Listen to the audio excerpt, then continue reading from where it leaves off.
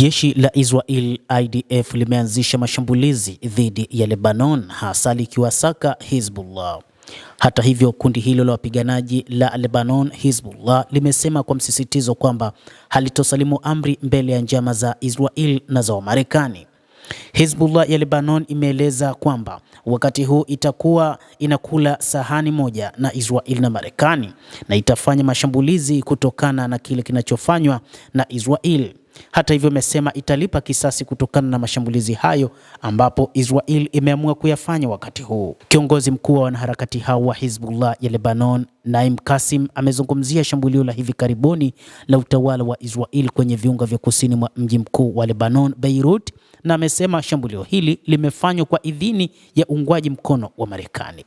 Katika hotuba aliyotoa usiku wa kuamkia leo, Naim Qassem ameashiria vipaumbele vitatu vikuu kwa ajili ya ustawi wa maendeleo ya Lebanon, akisema kipaumbele cha kwanza ni kusimamisha uvamizi na uchokozi wa utawala wa Israel katika ardhi ya Lebanon, kisha kuondolewa majeshi ya utawala huo na kuachiwa uhuru mateka. Shirika la habari la Al-Alam limeripoti kuwa kiongozi mkuu wa Hezbollah amesisitiza msimamo wa harakati hiyo ya wapiganaji wa Hezbollah wa kuendelea kuheshimu makubaliano ya usitishaji vita, na akaongeza kwa kusema wapiganaji hao watatekeleza makubaliano hayo kikamilifu na hawajawahi kuyakiuka katu, hali ya kuwa utawala wa Israel hadi sasa umeshayakiuka makubaliano hayo zaidi ya mara 1000, huku Marekani ikiwa kitu kimoja na Israel na kwa hiyo inabeba dhima za hatua hizo.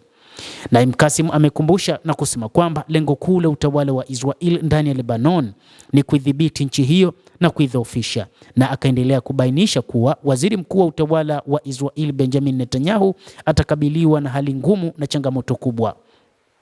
Hezbollah imeapa kwamba watakula sahani moja na bwana Netanyahu na kwamba watamkabili vilivyo kutokana na kwamba amekiuka kile walichokubaliana. Kiongozi huyo mkuu wa Hezbollah amesema katika kilele cha vita hatutamruhusu Netanyahu afanye atakavyo, na sisi hatutarudi nyuma kwenye hata moja katika matakwa yetu.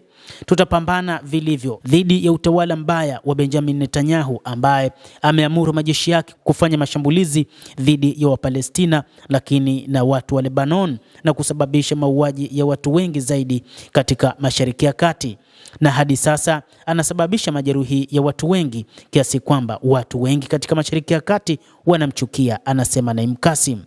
Aidha, Naim Qassem ameishukuru Jamhuri ya Kiislamu ya Iran, hususan kiongozi mkuu muadham wa serikali ya mapinduzi ya Iran Ayatollah Al-Khamenei kwa kutoa msaada mkubwa nchini Lebanon, lakini pia kwa kuunga mkono wanaharakati hao wa Lebanon ambao wanapambana dhidi ya Israel pamoja na Marekani. Mtazamaji wa The World News, endelea kutufuatilia, lakini pia ni kusitu usisahau kulike, usisahau kucomment, kadhalika na kusubscribe channel yetu hii ili upate habari hizi kwa mapana hapa The World News.